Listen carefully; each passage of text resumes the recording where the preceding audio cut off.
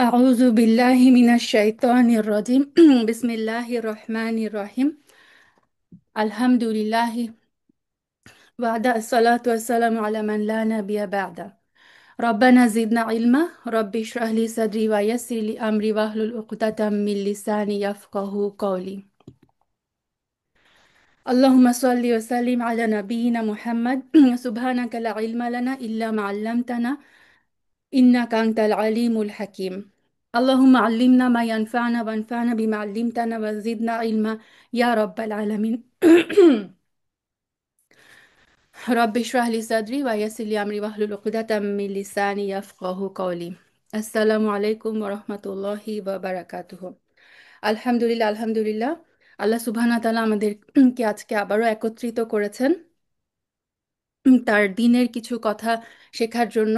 আল্লাহ সুবহানাহু ওয়া তাআলা পছন্দ করেন এমন কিছু কথা বলার তৌফিক আল্লাহর কাছে চেয়ে আমরা শুরু করছি আমাদের আজকের হালাকা। আলহামদুলিল্লাহ আলহামদুলিল্লাহ, গত সপ্তাহ থেকে আমরা শুরু করেছিলাম আহলুস সুন্নাহ ওয়াল জামায়াতের আকীদা এই টপিকটা নিয়ে, এবং আমরা যে বইটা থেকে পড়ছি সেটা হচ্ছে ডক্টর মোহাম্মদ মনজুরে ইলাহির রচিত আহলুস সুন্নাহ ওয়াল জামায়াতের আকীদা এই নামের এক বইটা থেকে আমরা পড়ছি। তো জাস্ট গত সপ্তাহের একটু রিপিট থেকে আমি জাস্ট ইসলামী আকিদার সংজ্ঞাটা বলে আজকে আমরা আকিদার উৎস এবং বৈশিষ্ট্যতে চলে যাব ইনশাআল্লাহ। তো ইসলামী আকিদার সংজ্ঞা দিতে গিয়ে ডক্টর নাসির ইবনে আব্দুল কারিম আল আকল বলেছেন যে ইসলামী আকিদা হচ্ছে আল্লাহর প্রতি তার উলুহিয়াত, রুবুবিয়াত এবং আসমাওয়াত সিফাত, মানে এটা হচ্ছে যে তাওহিদ, আল্লাহর যে একত্ববাদের যে তিনটা শাখা, এই তিনটা শাখার প্রতি, তার ফেরেশতাগণের প্রতি, তার নাজিলকৃত কিতাবের প্রতি, তার রাসূলগণের প্রতি, শেষ দিবস তথা আখিরাতের প্রতি এবং তাকদীরের ভালো মন্দের প্রতি। আমরা কিন্তু জেনে এসেছি না যে এগুলো হচ্ছে সব ইমানের আরকান, আরকানুল ইমান বলা হয় এগুলোকে। তো আল্লাহ তাওহিদের উপরে এবং আল্লাহর এই যে ইমানের যে রুকনগুলো সেই রুকনগুলোর উপরে এবং শরীয়তের বিশুদ্ধ নস বা ভাষ্য সমূহে দিনের মৌলিক এবং গয়েবী বিষয়ে যা কিছু এসেছে সেই সমস্ত বিষয়ে সালফে সালেহিন যে বিষয়গুলোতে একমত হয়েছেন সেগুলোর প্রতি সুদৃঢ় বিশ্বাস পোষণ করা, হুকুম, নির্দেশ, ফয়সালা এবং শরীয়ত নিরূপণের ক্ষেত্রে আল্লাহ সুবহানাহু ওয়া তাআলার পরিপূর্ণ আনুগত্য করা এবং আনুগত্য, ফয়সালা এবং অনুসরণের ক্ষেত্রে রাসূল সাল্লাল্লাহু আলাইহি সাল্লামের দ্বিধাহীন আনুগত্য করা। এটাই হচ্ছে ইসলামী আকিদার সংজ্ঞা। আচ্ছা, তো আমরা যদি আসি যে ইসলামী আকিদার উৎস কি, আকিদার শিক্ষা আমরা কোথা থেকে নিব, বা এই আকিদার বৈশিষ্ট্য কি। আল্লাহ মাফ করো। আচ্ছা, ইসলামী আকিদার মূল উৎস হচ্ছে দুইটি। নাম্বার ওয়ান হচ্ছে আল কুরআন, নাম্বার টু হচ্ছে সহি সুন্না। তো আল কুরআন হচ্ছে আমরা জানি সেই কিতাব যা আল্লাহ সুবহানাহু ওয়া তাআলা জিবরিল আলাইহিস সালামের মাধ্যমে দীর্ঘ 23 বছরে ধাপে ধাপে সর্বশেষ নবী এবং রাসূল মুহাম্মদ সাল্লাল্লাহু আলাইহি সাল্লামের উপরে অবতীর্ণ করেছেন। এবং আল কোরআন আমাদের কাছে আছে মুসহাফ স্বরূপ, এবং সকল যুগে এটা মুতাওয়াতির পন্থায় আমাদের নিকট পৌঁছেছে। মুতাওয়াতির পন্থায় পৌঁছেছে মানে কি, আল্লাহ মানে রাসূল সাল্লাল্লাহু আলাইহি সাল্লামের মুখ থেকে সাহাবীরা শুনেছেন, সাহাবীদের মুখ থেকে সাহাবীদের পরবর্তী যে জেনারেশন অর্থাৎ তাবেঈনরা শুনেছেন, তাবেঈনদের মুখ থেকে শুনেছেন তাবেঈন, এবং তাদের থেকে এই যে আমাদের পর্যন্ত কিয়ামত পর্যন্ত, মানে জেনারেশন বাই জেনারেশন কোরআনটা কিভাবে আমাদের কাছে ট্রান্সমিট হয়েছে, ঠিক রাসূল সাল্লাল্লাহু আলাইহি সাল্লামের কাছে জিবরিল আলাইহিস সালাম যেইভাবে কোরআন নিয়ে এসেছিলেন, কোরআন কিন্তু আমাদের কাছে সেই মুতাওয়াতির পন্থায়, মানে একদম word to word, letter to letter, হার্ফ বাই হার্ফ কোরআন কিন্তু অবিকৃত অবস্থায় আমাদের কাছে পৌঁছেছে আলহামদুলিল্লাহ। আচ্ছা, অতীতে এর যেমন কোনো বিকৃতি মানে সংগঠিত হয়নি, এবং ভবিষ্যতেও এর কিন্তু কোনো বিকৃতি সাধন হবে না। আচ্ছা, বোনের 1 মিনিট, কয়েকজন আনমিউট হয়ে গেছে, আমি একটু মিউট করে দিয়ে নিই। আপনারা ঢুকে প্লিজ সবাই মিউট করে দিবেন নিজেদেরকে। আচ্ছা, জাযাকুমুল্লাহু খাইরান।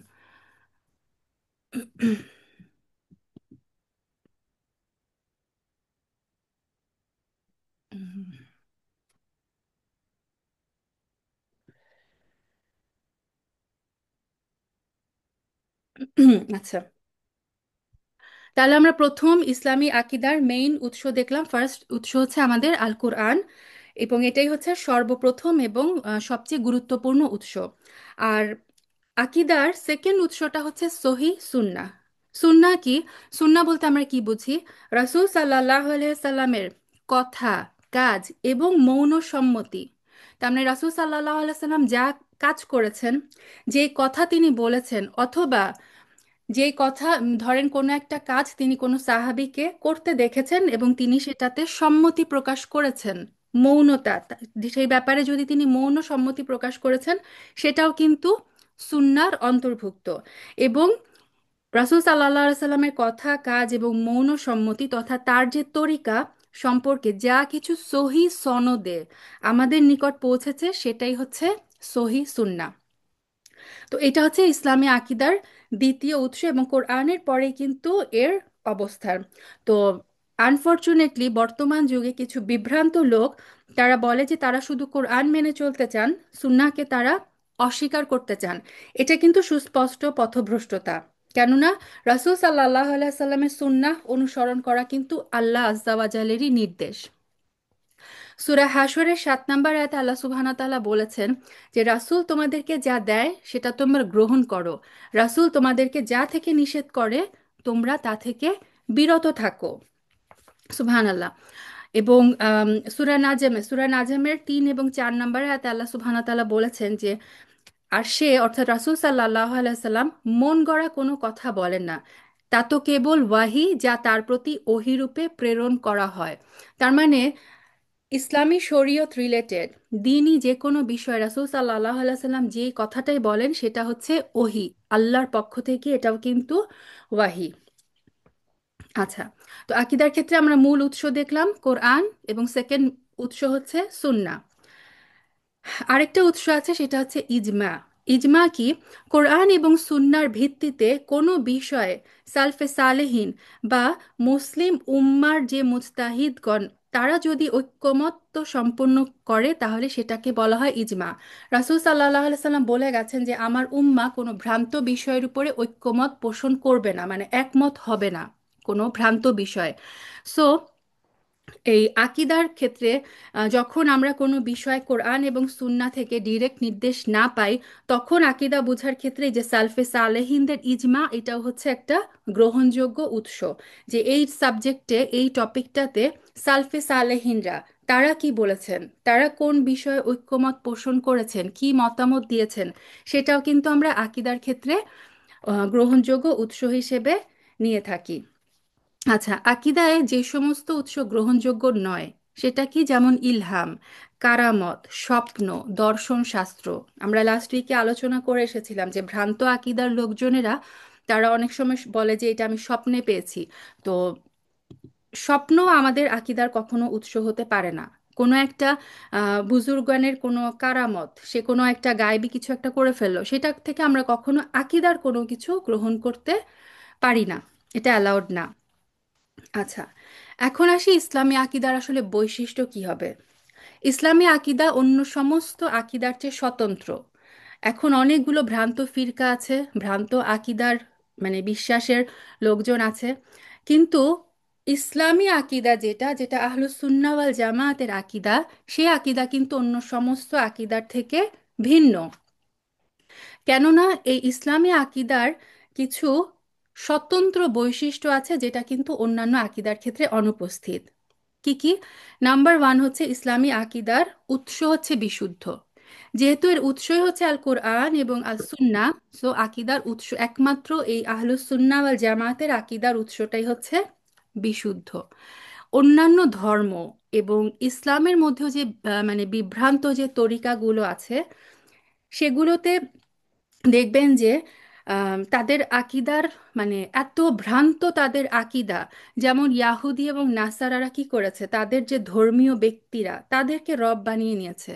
তাদের যে রেবাইরা, তাদের যে পাদ্রীরা, তারা যেটা বলে সেটাকেই তারা মনে করে যে ওইটাই আমার করতে হবে, ওইটাই আমার কর্তব্য, ওইটাই হচ্ছে আমার আকিদা।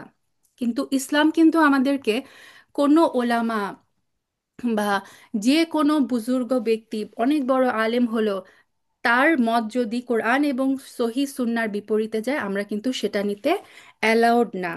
তা আমাদের আকিদা, ইসলামী আকিদার উৎস হচ্ছে একমাত্র কোরআন এবং সুন্না। তারপরে শিয়ারা যেমন কি করে, তাদের ইমামদেরকে কোরআন এবং সুন্নার চেয়েও বেশি প্রাধান্য দিয়ে অনুসরণ করে। যারা সুফিবাদ ফলো করে, তারা এই যে ইলহাম, স্বপ্ন, তারা এগুলোকে তাদের আকিদার উৎস হিসেবে গ্রহণ করেছে। আচ্ছা, ইসলামী আকিদার সেকেন্ড বৈশিষ্ট্য হচ্ছে ইসলামী আকিদা আল্লাহ এবং তার রাসূল সাল্লাল্লাহু আলাইহি সাল্লামের দ্বিধাহীন আনুগত্যের উপর প্রতিষ্ঠিত। ইসলামী আকিদায় দেখবেন কোনো বাড়াবাড়ি নেই, কোনো কিছু নিয়ে আবার শিথিলতাও নাই। ইসলাম হচ্ছে মধ্যপন্থী ধর্ম। তো ইসলামের আকিদার সব বিষয়গুলো কিন্তু একদম মানে মধ্যম, এটাতে কোনো বাড়াবাড়ি নেই। এবং কোনো মন গড়া ব্যাখ্যা কিংবা অপব্যাখ্যা, এগুলো থেকেও ইসলামী আকিদা কিন্তু সম্পূর্ণভাবে মুক্ত। আমরা যদি ধরেন 6 জন অন্ধ ব্যক্তিকে বলি যে হাতির বর্ণনা দাও, এখন যে ব্যক্তি অন্ধ, সে তো কোনোদিন হাতি দেখেনি। সো 6 জন অন্ধ ব্যক্তিকে যদি আমরা হাতির সামনে নিয়ে যাই, সে কি করবে? হাত দিয়ে মানে হাতের হাত দিয়ে হাতড়ে হাতড়ে সে হাতির একটা শেপ, একটা কিছু সে নিজের কল্পনায় করবে। তারপর যদি আমরা 6 জন অন্ধ ব্যক্তিকে বলি হাতি কেমন, হাতির বর্ণনা দাও, 6 জন ব্যক্তি 6 রকম বর্ণনা দিবে, তাই না? কারণ অরিজিনাল যে হাতির রূপ, এটা তারা কেউই দেখেনি। সো আকিদার ব্যাপারটাও কিন্তু এরকম। আমার সোর্স যদি একটা না হয়, শুদ্ধ না হয়, আমার সোর্স যদি হয় মানে ভ্রান্ত কোনো কিছুর উপর প্রতিষ্ঠিত, তাহলে মানুষ কি করবে? দিনটাকে, শরীয়তটাকে, আকিদাটাকে বিভিন্ন জনে বিভিন্নভাবে ব্যাখ্যা করবে। কিন্তু ইসলামী আকিদা হচ্ছে সোর্স যেহেতু একদম মানে স্ট্রেইট, আল্লাহর কিতাব, রাসূল সাল্লাল্লাহু আলাইহি সাল্লামের সহি সুন্নাহ, সেই কারণে ওই অন্ধের হস্তি বর্ণনার মতো বিভিন্ন ধরনের বর্ণনা কিন্তু আমরা ইসলামী আকিদা, এটার কিন্তু কোনো স্থান নেই। ইসলাম নিয়ে আহ, কোনো সন্দেহের কোনো অবকাশ নেই। সূরা বাকারার 2 নম্বর আয়াতে আল্লাহ সুবহানাহু ওয়া তাআলা বলে দিয়েছেন, এটা হচ্ছে সেই কিতাব যাতে কোনো সন্দেহ নাই। সুবহানাল্লাহ, আলহামদুলিল্লাহ। আচ্ছা, থার্ড বৈশিষ্ট্য হচ্ছে ইসলামী আকিদা মানুষের স্বচ্ছ বিবেক এবং পরিচ্ছন্ন স্বভাবের সাথে সঙ্গতিপূর্ণ। মানুষের যে বিবেক ও স্বভাব কলুষিত হয়নি, তার সাথে ইসলামী আকিদা কখনোই বিরোধপূর্ণ নয়। কেননা আল্লাহ সুবহানাহু ওয়া তাআলা মানুষকে, প্রত্যেকটা মানুষকে তিনি ইসলামী ফিতরতের উপরই সৃষ্টি করেছেন। এই হাদিসটা আমরা লাস্ট উইকেও বলেছিলাম যে রাসূল সাল্লাল্লাহু আলাইহি সাল্লাম বলেছেন, সকল নবজাতক শিশুই স্বভাবজাত দিন তথা ইসলামের উপরেই জন্মগ্রহণ করে। তারপর তার বাবা মা তাকে ইয়াহুদি কিংবা নাসারা করে কিংবা অগ্নি পূজারিতে পরিণত করে। সো একজন সুস্থ বিবেক, যার মানে বিবেক কলুষিত হয়নি, সে কিন্তু ইসলামের কোনো বিধানের মধ্যেই কোনো মানে বিরোধিতা পাবে না। কোনো কিছুর মধ্যে তার মনে হবে না যে এটা তো মানে আমার বিবেকের সাথে যাচ্ছে না, ইসলামে এই ব্যাপারটা এরকম কেন। না, ইসলাম হচ্ছে মানে স্বচ্ছ বিবেক এবং পরিচ্ছন্ন স্বভাবের সাথে সম্পূর্ণরূপে সঙ্গতিপূর্ণ। আচ্ছা, 4 নম্বর হচ্ছে ইসলামী আকিদার যত বক্তব্য, আমল এবং বিশ্বাসগত দিক, সব কিছুই কিন্তু এসেছে কার মাধ্যমে? একদম মানে এটার যে সনদ, সাহাবী, তাদের অনুসারী তাবেই, এবং তাবেইদের অনুসারীরা তাবেইন, তারপর হচ্ছে দিনের যে প্রখ্যাত ইমামগণ, এবং তারপরে সমস্ত সালফে সালেহিনদের মাধ্যমে একদম এটার চেইন ডিরেক্ট চলে গেছে রাসূল সাল্লাল্লাহু আলাইহি সাল্লাম পর্যন্ত। আপনি যে কোনো একটা সহি হাদিস যদি দেখেন, সেই হাদিসের সনদ দেখবেন যে এই সাহাবী এর কাছ থেকে, এর কাছ থেকে, যে যে চেইন কিন্তু শেষ হয়েছে রাসূল সাল্লাল্লাহু আলাইহি সাল্লাম পর্যন্ত। সো ইসলামী আকিদার সব কিছু, যে কোনো আমি একটা কাজ করব, যে কোনো একটা আমল করব, ফর এক্সাম্পল এখন সোশ্যাল মিডিয়ার যুগে মানুষ বিভিন্ন ভ্রান্ত মানে হাদিসের নামে তারা বিভিন্ন বক্তব্য ছড়াচ্ছে যে এত মানে দিনের বেলা কি এই নামাজের পরে আল্লাহর এই নাম এতবার পড়েন তাহলে এটা হবে। দেখবেন কোনো সোর্স নাই। সোর্স ছাড়া আমরা আমল ইসলামে করা অ্যালাউড না। আপনি যে আমলটাই করবেন, ছোট্ট একটা আমল করেন, কিন্তু সেটা যেন সহি সুন্নাহর আলোকে হয়। এমন আমল যে আমি করব যেটার একদম হাদিস দ্বারা প্রমাণিত, যেটা রাসূল সাল্লাল্লাহু আলাইহি সাল্লাম পর্যন্ত যেটার সনদ পৌঁছেছে, যে রাসূল সাল্লাল্লাহু আলাইহি সাল্লাম এটা বলেছেন, তাহলে হচ্ছে আমি সেই আমল করব। সনদহীন যে সমস্ত উৎস, যেটা বললাম যে কারামত হতে পারে, স্বপ্ন, ফিলোসফি, অথবা হচ্ছে যেটা সহি হাদিস না, হ্যাঁ, জাল হাদিস, এগুলো থেকে কিন্তু আমরা আকীদার কোনো বিষয়বস্তু কখনোই গ্রহণ করব না। আচ্ছা, আকীদার 5 নম্বর বৈশিষ্ট্য হচ্ছে ইসলামী আকীদা হচ্ছে সুস্পষ্ট, সহজবোধ্য। অর্থাৎ ইসলামে কোনো অস্পষ্টতার স্থান নেই। ইসলামে এমন কোনো বিষয় নাই যেটা সহজে বোঝা যায় না। কেননা আল্লাহ তাআলা তার বাণী নবী রাসূলগণকে সুস্পষ্টভাবে পৌঁছে দেওয়ার দায়িত্ব দিয়ে কিন্তু প্রেরণ করেছিলেন। 6 নম্বর হচ্ছে অন্যান্য ধর্মে নানা রকম বিরোধপূর্ণ বক্তব্য পাওয়া যায়, কিন্তু পরস্পর বিরোধিতা সব ধরনের ভ্রান্তি থেকে ইসলামী আকীদা মুক্ত। সুবহানাল্লাহ। ধরেন, মানে দুইজন রব যদি থাকতো, বা সিম্পল একটা কথা, একটা ঘরে যদি দুইজন মালিক থাকে, তাহলে কি হবে? দুইজন মালিকেরই কিন্তু কথার মধ্যে অনেক সময় বিরোধিতা চলে আসবে। সে একটা চাবে, অন্যজন চাবে আরেকটা। তখন কি হবে? ওই মালিকের, ওই দুই মালিকের আন্ডারে যে কর্মী যদি একজন থাকে, সে কিন্তু বিপদে পড়ে যাবে। এই মালিকেরটা শুনবে না এই মালিকেরটা শুনবে। আমাদের ধর্মে আমরা জানি কি, আমাদের রব হচ্ছে একজন, আল্লাহ। আল্লাহ এক, আল্লাহ আমাদের রব। সে কারণে আমাদের রবের কোনো নির্দেশ নিয়ে, কোনো রবের নির্দেশের মধ্যে কোনো, কখনো আমরা পাই না যে বিরোধিতাপূর্ণ। কখনো আমরা পাই না যে আল্লাহ সুবহানাহু ওয়া তাআলা কোরআনের এক জায়গায় এটা বলেছেন, অন্য জায়গায় পরস্পর ওইটার বিরোধী কোনো কথা বলেছেন। সুবহানাল্লাহ। আমাদের ধর্মটা এত সুন্দর, আমাদের রব একজন। সো আল্লাহ আজ্জাওয়াজালের নির্দেশ হচ্ছে ক্লিয়ার, তার কিতাব হচ্ছে আল কোরআন, তার প্রেরিত রাসূল হচ্ছে মোহাম্মদ সাল্লাল্লাহু আলাইহি সাল্লাম। সো এগুলোর মধ্যে, এই ধর্মে কোনো পরস্পর বিরোধী বক্তব্য আমরা কোথাও পাই না। কিন্তু অন্যান্য সকল ধর্ম দেখবেন বিরোধিতাপূর্ণ বক্তব্যে ভরপুর। এই ব্যাপারে আল্লাহ আজ্জাওয়াজাল সূরা আন নিসার 82 নম্বর আয়াতে বলেছেন, আর যদি তা আল্লাহ ছাড়া অন্য কারো পক্ষ থেকে হতো, তবে অবশ্যই তারা এতে অনেক বৈপরীত্য দেখতে পেত। আচ্ছা, ইসলামী আকিদার 7 নম্বর বৈশিষ্ট্য হচ্ছে ইসলামী আকিদা সকল যুগ, স্থান, অবস্থা এবং জাতির জন্য সার্বজনীন ও সার্বিকভাবে উপযোগী এবং সবার ক্ষেত্রে প্রযোজ্য। তো আল কোরআন কেবলমাত্র আরববাসী কিংবা মুসলিমদের জন্য নাজিল করা হয়নি, বরং পৃথিবীর সকল মানুষের জন্যই কিন্তু হিদায়াত স্বরূপ নাজিল করা হয়েছে। কোরআনকে আল্লাহ কি বলেছেন? হুদাল্লিন নাস। নাস বলেছেন, তিনি শুধু মুসলিমদের জন্য বলেননি। কোরআন কিন্তু সমস্ত মানব জাতির জন্য হেদায়াত স্বরূপ একটা কিতাব।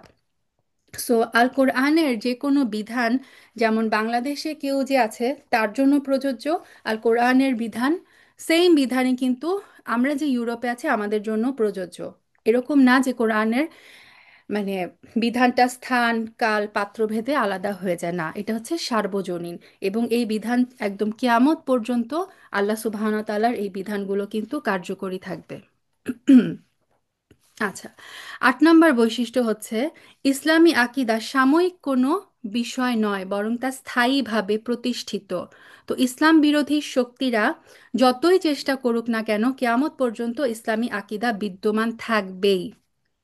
ইসলামী আকিদা তার মানে এরকম না যে 100 বছরের জন্য এক আকিদা, পরবর্তী 100 বছরের জন্য অন্য কোনো আকিদা, না। অনেকে বলে না যে 1400 বছর আগের এই বিধানগুলো তো সেই 1400 বছর আগের, এখনকার যুগে কি এগুলা চলে? সুবহানাল্লাহ, এটা হচ্ছে তাদের বোঝার ভুল, তাদের মানে আকলের অভাব। আল্লাহ আজ্জাওয়াজাল যে শরীয়ত আমাদেরকে দিয়েছেন, আমাদের এই ইসলামী আকিদা, সেটা কেয়ামত পর্যন্ত বিদ্যমান থাকবে। কারণ কি? কারণ ইসলামী আকিদা এবং এর যে উৎস, অর্থাৎ কোরআন এবং সুন্নাহ, সেগুলো সংরক্ষণের দায়িত্ব স্বয়ং আল্লাহ তাআলা নিয়েছেন। সূরা হিজরের 9 নম্বর আয়াতে আল্লাহ সুবহানাহু ওয়া তাআলা বলেছেন, নিশ্চয়ই আমরা জিকর নাজিল করেছি আর আমরাই তার হেফাজতকারী। তো এই যে জিকর, জিকর বলতে অনেক ওলামারাই বলেছেন, জিকর বলতে এখানে শরীয়তকে বোঝানো হয়েছে, আকিদাকে বোঝানো হয়েছে। এবং আকিদার উৎস কি, শরীয়তের উৎস কি? কোরআন এবং সুন্নাহ। সো আল্লাহ আজ্জাওয়াজাল এখানে কোরআন এবং সুন্নাহ যে তিনি হেফাজত করবেন সেটার ওয়াদাই কিন্তু করেছেন। আলহামদুলিল্লাহ, আলহামদুলিল্লাহ। আচ্ছা, 9 নম্বর বৈশিষ্ট্য হচ্ছে বিবেকের কাছে অসম্ভব এমন কোনো আকিদার স্থান ইসলামী আকিদায় নেই। কিন্তু ওই যে আমাদের যে পঞ্চ ইন্দ্রিয় এগুলো কিন্তু সীমাবদ্ধ, মানুষের ক্ষমতা হচ্ছে লিমিটেড।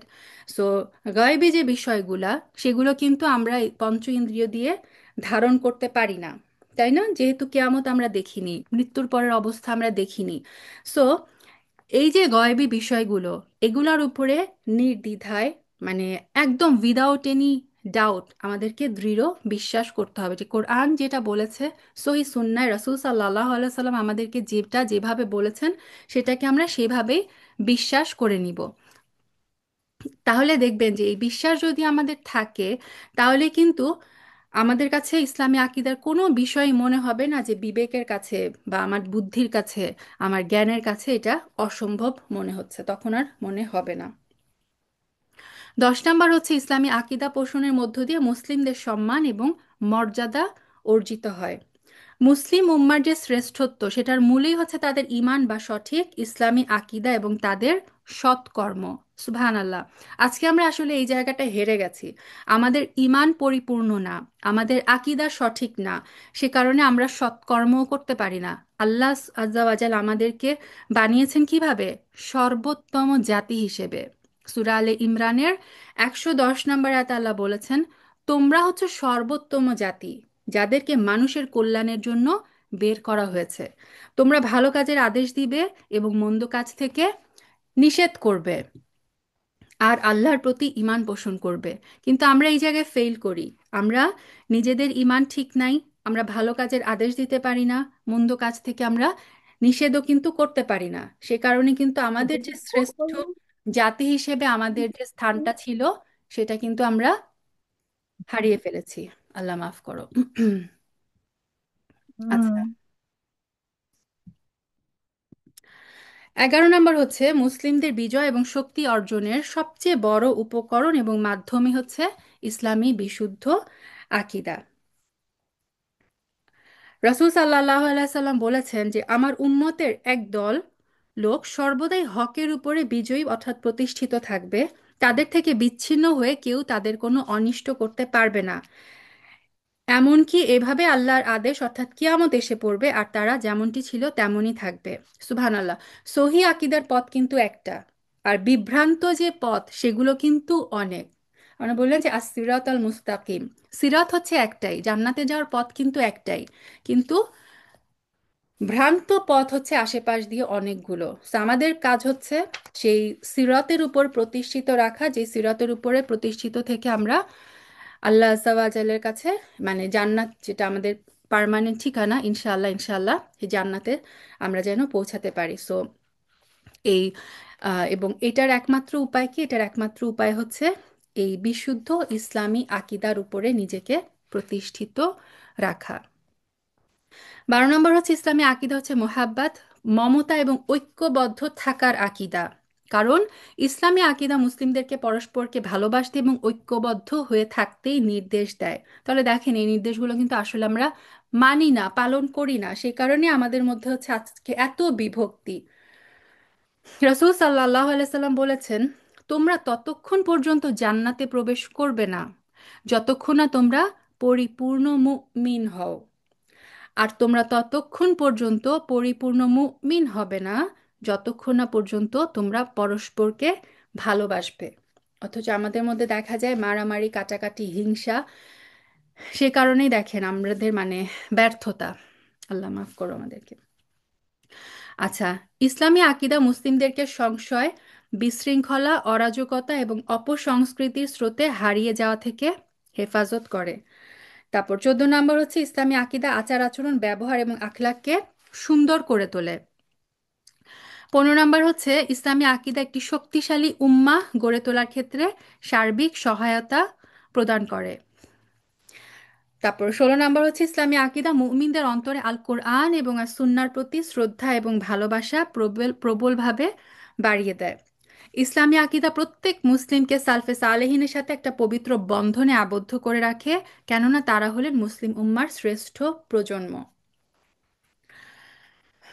আচ্ছা, এখানে আরো ছোট ছোট অনেক কিছু পয়েন্ট আছে, এগুলো আমি একটু স্কিপ করি। আমরা চলে যাই এখন যে আহলুস সুন্নাহ ওয়াল জামা বলতে কি বুঝি। আমরা সবসময় শুনবেন যে আমরা আহলুস সুন্নাহ ওয়াল জামায়াতের অনুসারী। তো আহলুস সুন্নাহ ওয়াল জামায়াত বলতে আসলে কি বোঝায়? এখানে কয়েকটা শব্দ আছে। প্রথম শব্দটা হচ্ছে আহল, তারপরে হচ্ছে সুন্না, তারপরে হচ্ছে জামা। ওয়া মানে হচ্ছে এবং, জামা।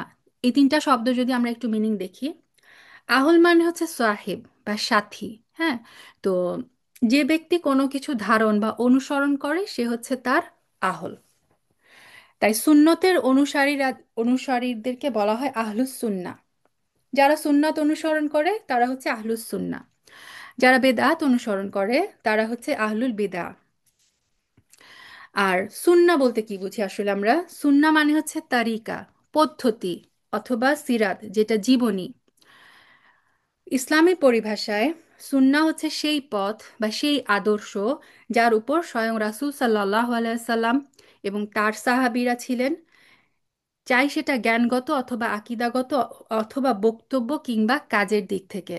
তার মানে রাসূল সাল্লাল্লাহু আলাইহি সাল্লাম এবং তার সাহাবীরা যেটা মানে আমাদেরকে শিক্ষা দিয়েছেন, যেটা তারা করেছেন, সেগুলো হচ্ছে সুন্নাহ। আর লাস্টের ওয়ার্ডটা হচ্ছে জামা। জামা হচ্ছে দল। তো একদল লোক যদি কোনো কাজ, কোনো চিন্তা ভাবনা, কোনো বিশ্বাস বা আদর্শের দিক থেকে ঐক্যবদ্ধ হয়, তাহলে তাদেরকে বলা হয় আল জামা। আমরা যে আহ, জুমুয়ার নামাজ জামাত পড়া হয়, জামাত মানে কি? দলবদ্ধভাবে একত্র, মানে ঐক্যবদ্ধভাবে কিছু করা। ইসলামী পরিভাষায় জামা হচ্ছে উম্মতের সালাফ বা প্রথম দিকের মানুষ। প্রথম দিকের মানুষ কারা? রাসূল সাল্লাল্লাহু আলাইহি সাল্লাম সাহাবীরা, সাহাবীদের যে পরবর্তী জেনারেশন তাদেরকে বলা হয় তাবেই। তাবেই মানে ফলোয়ার। তাবেইদের পরের জেনারেশন হচ্ছে তাবে তাবেই। এবং তারপর হচ্ছে কিয়ামত পর্যন্ত সেই সমস্ত মানুষ যারা সঠিকভাবে এই তিন জেনারেশনকে ফলো করেছে, তারাই হচ্ছে এই আল জামার অন্তর্ভুক্ত। তো তাহলে এই সবগুলো ডেফিনেশন মিলে এখন আমরা যদি আহলুস সুন্নাহ ওয়াল জামায়াতের সংজ্ঞা দিতে যাই, তাহলে স্কলাররা এভাবে বলেন যে আহলুস সুন্নাহ ওয়াল জামা হচ্ছে সেই সমস্ত ব্যক্তিবর্গ যারা রাসূল সাল্লাল্লাহু আলাইহি ওয়াসাল্লামের সুন্নাহকে শক্তভাবে আঁকড়ে ধরেছিলেন এবং এর উপরই ঐক্যবদ্ধ থাকতেন। তো আহলুস সুন্নাহ ওয়াল জামায়াতের মধ্যে অন্তর্ভুক্ত হচ্ছে সাহাবী, তাবেইন, তাবে তাবেইন, হেদায়েতপ্রাপ্ত ইমামগণ এবং যারা তাদেরকে অনুসরণ করেছেন কেয়ামত পর্যন্ত, যারা তাদেরকে আকিদা, কাদেরকে? এই যে এই জেনারেশনগুলো সাহাবী, তাবেই, তাবে তাবেইন, কেয়ামত পর্যন্ত যারাই এই এই তিন জেনারেশনের আকিদা, তাদের যে বক্তব্য, তাদের যে কর্ম, এইগুলোকে অনুসরণ করতে থাকবেন, তারাই হচ্ছে আহলুস সুন্নাহ ওয়াল জামাত। আহলুস সুন্নাহ ওয়াল জামাত সর্বদাই সুন্নতের অনুসরণ করে। তারা যে কোনো বিদআত থেকে নিজেদেরকে মুক্ত রাখেন এবং তারাই, এই দলটাই কিয়ামত পর্যন্ত টিকে থাকবে এবং তারাই হচ্ছে বিজয়ী এবং প্রতিষ্ঠিত থাকবেন। তো আমরা যদি নিজেদেরকে বলতে চাই যে আমরা আহলুস সুন্নাহ ওয়াল জামাতের অনুসারী, তাহলে আমাদেরকে কি করতে হবে? কথা, বক্তব্য, আকিদার ক্ষেত্রে, কাজের ক্ষেত্রে আমি কি করব, আমি কি মানব, সেটা আমি কাদের কাছ থেকে শিখবো? সর্বপ্রথম আমি কোরআনে দেখব, তারপর রাসূল সাল্লাল্লাহু আলাইহি সাল্লামের সুন্নাহ দেখব, সাহাবীদেরকে ফলো করব, তাবেইনদেরকে ফলো করব, তাবে তাবেইনদেরকে ফলো করব। আমার সোর্স যদি এইটা হয়, তাহলে আমি বলতে পারি যে আমি হচ্ছে আহলুস সুন্নাহ ওয়াল জামাতের আকিদার অনুসারী। এবং একটা শর্ত হচ্ছে সুন্নাহর অনুসরণ করতে হবে, বেদাত থেকে নিজেদেরকে মুক্ত রাখতে হবে। বেদাত থেকে আমরা নিজেদেরকে কিভাবে মুক্ত রাখবো? যখনই আমরা সহি সুন্নাহটা জানবো, তখনই কিন্তু আমরা বেদাতটাকে আইডেন্টিফাই করতে পারবো। এবং বেদাতকে আইডেন্টিফাই করতে পারলেই কিন্তু আমরা বেদাত থেকে নিজেদেরকে মুক্ত রাখতে পারবো। এবং কেন এই যে আমরা আকীদা নিয়ে পড়াশোনা করছি, কেন আমাদেরকে এগুলো জানতে হবে যে সুন্নাহ কোনটা, বেদাত কোনটা? কারণ রাসূল সাল্লাল্লাহু আলাইহি সাল্লাম বলেছেন, ইয়াহুদিরা 71টি বা 72টি দলে বিভক্ত হয়ে যাবে, নাসারারাও তদ্রূপ। আর আমার উম্মত 73টি দলে বিভক্ত হবে। এই যে 73টা দল, মানে রাসূল সাল্লাল্লাহু আলাইহি সাল্লামের উম্মা 73টা ফিরকা হয়ে যাবে, তাদের মধ্যে 73টা ভাগ হয়ে যাবে। এই 73টা দলের মধ্যে একটা দল হচ্ছে জান্নাতে যাবে, বাকি 72টা দল হচ্ছে জাহান্নামে যাবে। খুবই ভয়ঙ্কর কথা কিন্তু। আরেকটা হাদিসে রাসূল সাল্লাল্লাহু আলাইহি সাল্লাম বলেছেন, আমি হাদিসের রেফারেন্স উল্লেখ করছি না, হাদিসগুলো সবগুলোই হচ্ছে সহিহ হাদিস। আরেকটা হাদিসে রাসূল সাল্লাল্লাহু আলাইহি সাল্লাম বলেছেন, নিশ্চয়ই এই উম্মাহ 71টি দলে বিভক্ত হবে। এখানে মানে ওয়ার্ডিং এর ডিফারেন্স আছে, আগের হাদিসটা ছিল 73, এখানে আছে 71। তারপরে রাসূল সাল্লাল্লাহু আলাইহি সাল্লাম বলেছেন, একটি দল ব্যতীত প্রত্যেক দল জাহান্নামে যাবে। আর কোন দলটা জান্নাতি যাবে? সেটি হলো আল জামা। আল জামা। সে কারণে আমাদের আকীদা জানাটা এত জরুরি, যে আমি কোন আকীদা আসলে ফলো করছি। আমি কি রাসূল সাল্লাল্লাহু আলাইহি সাল্লামের নির্দেশিত সেই সুন্না, যে আহলুস সুন্নাহ ওয়াল জামায়াতের আকীদার উপর কি আমি আছি? আমি কি এই দলটার অন্তর্ভুক্ত, যে এই দলটা শুধুমাত্র জান্নাতে যাবে? নাকি আমি সেই দলের অন্তর্ভুক্ত হয়ে যাচ্ছি, সেই 72টা দলের অন্তর্ভুক্ত হয়ে যাচ্ছি, যে 72টা দল তারাও কিন্তু দাবি করে যে তারা হচ্ছে রাসূল সাল্লাল্লাহু আলাইহি সাল্লামের ফলোয়ার, কিন্তু তারা কিন্তু তাদের ডেস্টিনেশন কিন্তু জাহান্নাম। সো এটা কিন্তু খুবই ভয়ের একটা কথা। এটা ব্যাপারে, আমাদের আকীদার ব্যাপারে সে কারণে আমাদেরকে এত বেশি সতর্ক থাকতে বলা হয়েছে, যে আমার আকীদা মানে কি আমার অন্তরের যে বিশ্বাস, আমি কি বিশ্বাস করছি, আমি কি অনুযায়ী আমল করছি। এবং আমি যদি ভ্রান্ত আকীদার হই, আল্লাহ মাফ করো, তাহলে কিন্তু ভ্রান্ত আকীদার মানুষ যত ভালো আমলই করুক, তার ঠিকানা কিন্তু জাহান্নাম। আচ্ছা, আহলুস সুন্নাহ ওয়াল জামাত, তাহলে আমরা বুঝলাম যে আহলুস সুন্নাহ ওয়াল জামাতটা আসলে কি, মানে কোন কাজগুলো করলে, কি ফলো করলে আমরা আহলুস সুন্নাহ ওয়াল জামাতের অনুসারী হব। আহলুস সুন্নাহ ওয়াল জামাতের আরো কিছু নাম আছে, আরো কিছু মানে পরিভাষা, সিমিলার সিনোনিম স্কলাররা ইউজ করেছেন। যেমন সুন্নাহ, আহলুস সুন্নাহ। কেন আহলুস সুন্নাহ? কারণ আম, আমি বললাম যে আহলুস সুন্নাহ ওয়াল জামাতের একটা নীতি হচ্ছে তারা সুন্নাহর অনুসরণ করে, বিদআত তারা বর্জন করে। সো আহলুস সুন্নাহ হচ্ছে তারাই, যারা হচ্ছে আহলুস সুন্নাহ ওয়াল জামা। কারণ আহলুস সুন্নাহ ওয়াল জামা কি করে? সুন্নাহর অনুসরণ করে। আরেকটা নাম হচ্ছে আহলুল জামা, শুধু আহলুল জামা বলা হয়। তারপর একটা স্কলাররা খুব ইউজ করে, দেখবেন সালফুস সালেহিন, বলে যে সালফুস সালেহিন থেকে আমরা এটা পাই। সালফে সালেহিন কারা? বললাম ওই যে সাহাবী, তাবি, তাবে।